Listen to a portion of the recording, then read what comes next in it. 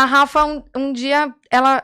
se eu não me engano, a história é mais ou menos assim. Ela foi fazer um treinamento com o Rick Bonadio. E aí ele falou assim, qual é o seu Instagram? Ela não sabia mexer no Instagram. E aí ele postou um story falando, cara, ó, essa aqui é a Rafa, super cantora e tal. Depois disso, ela ainda passou por um programa do Datena, ganhou uma etapa do programa, foi super bem e tal. E aí, ela tinha lançado o disco dela e, assim, lançou, foi muito legal e tal, mas depois não aconteceu nada, aquele disco ficou na margem e ela voltou pra vida real, trabalhando nos barzinhos e tal. Nessa época eu ainda não trabalhava com ela. Lançou, mas não distribuiu. Ela na época mandou prensar disco físico ainda. E aí já tava naquela transição pro digital, 2018, 2019, tudo nessa mesma época. Ela já tava acontecendo essa migração pro digital, então a empresa que prensou o disco quebrou.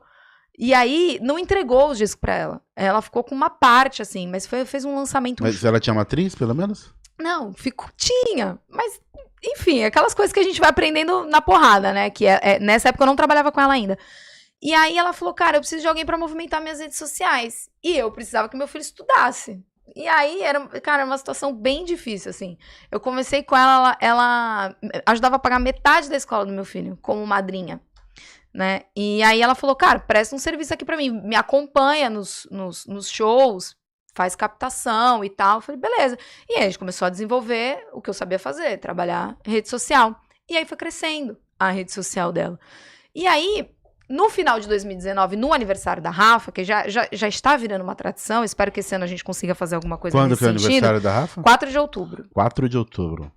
No final do ano, eu fiz o que hoje eu entendo que é a minha primeira produção de evento, que eu nunca tinha feito, eu já tinha feito num outro contexto, quando eu trabalhava em agência marítima, né? Que é a minha primeira formação. Mas eu nunca tinha produzido um evento pra ela, por exemplo, né? E aí a gente produziu um aniversário dela, ela replicou o show do lançamento do disco, trouxe alguns convidados, na época até o Sombra, que é compositor, também veio. Foi bem bacana, assim, a gente esgotou os ingressos. E aí foi, tipo, foi realmente, de fato, a minha primeira produção de eventos. E foi crescendo. E aí o trabalho foi crescendo, foi ganhando corpo, as pessoas foram começando a reconhecer. A gente bateu 10 mil seguidores muito rápido, em menos de um ano de trabalho, tudo orgânico, sem investir, porque a gente a Rafa nunca teve grana, assim, né, pra investir dinheiro em tráfego, nem nada disso. Então a gente foi crescendo. E aí, amiga, a gente tá falando do ano de 2019. 2020, pandemia. A gente tava no auge do que a gente tava fazendo, desse início de projeto. E aí, a gente faz o que da vida? Fica em casa. Para tudo. Parou, assim, do nada parou. Aí a gente falou, e agora, né? O que a gente vai fazer e tal? Já no ano de 2020, eu já tava grávida da minha segunda filha. Já tava num outro relacionamento. E o pai da minha filha, ele começou a assistir as lives dos sertanejos. E aí a gente... falei, você viu a live? Não viu a live? Não sei o quê, não sei o quê. Aí eu falei, cara, a gente tem tudo pra fazer. O marido da Rafa, ele já tinha essa ideia de formato híbrido de evento, que a gente fala hoje em dia, né? Que você ter o evento ao vivo e transmitir ele no YouTube. Ele já tinha pensado nisso. E ele falou assim, cara, leva esse aqui... Ele é da área também de produção? Não, ele apoia o trabalho, ele gosta né, assim, essa parte de tecnologia é uma coisa que ele gosta, que ele entende, que é curioso e tal. Tá. E aí ele comprou um equipamento lá, ele falou assim, tem aqui uma webcam, um outro negócio, acho que precisava de uma mesa lá. E ele falou, cara, é só fazer. Aí eu falei, beleza. E a gente trabalhando pra caramba, de quarta a domingo, às vezes 2, 3 shows por dia, a gente nem ligou pro equipamento que ele comprou. Aí a gente pensou, temos o André, que já era parceiro da Rafa também, tinha a mesa de som que a gente precisaria pra poder fazer a ligação. E aí foi quando a gente ligou, de fato, a primeira live. E aí, na época, a gente não sabia nem se ela ia pro ar. Eu falava assim, meu Deus. Porque eu aprendi a mexer no programa pra poder fazer a transmissão ao vivo dentro do YouTube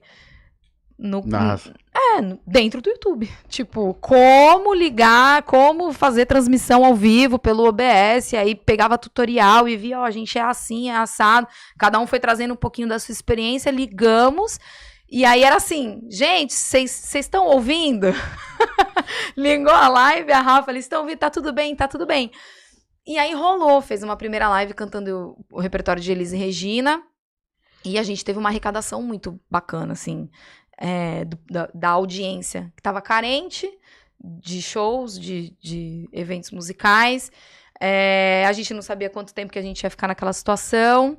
E aí fizemos 1, 2, aí começamos a aprimorar, trazer mais equipamentos, fazer com mais artistas. Cara, isso aconteceu dentro da sala do meu apartamento.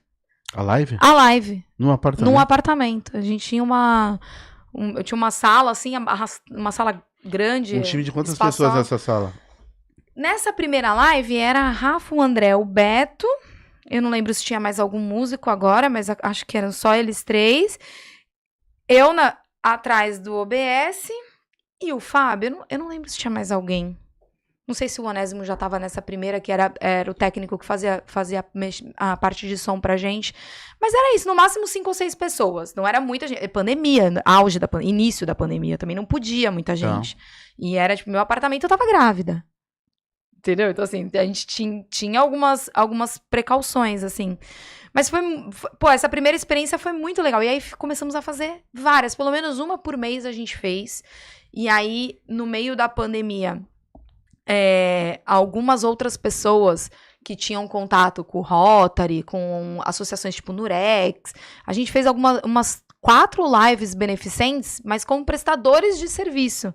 Uma a Rafa cantou também, a outra a gente fez até fizemos 2 com a Helga Nemetic, que é uma atriz da Globo que canta também e tal.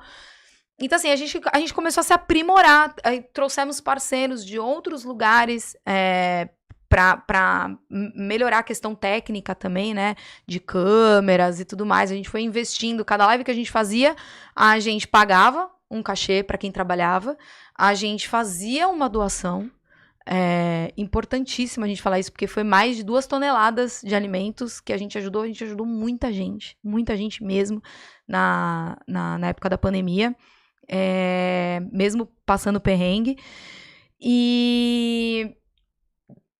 E aí a gente foi quando eu, por exemplo, passei a ser chamada de produção. E a Rafa falava, produção, cadê não sei o quê? E aí a galera entrava em contato comigo pelo WhatsApp, porque eu ficava acompanhando o OBS, a transmissão, e ficava no WhatsApp recebendo as doações. Depois a gente fez por sistema de pagamento online. Aí a gente foi aprimorando. Foi melhorando, né? Fomos melhorando, até que, graças a Deus, a gente volta pro presencial. Tá.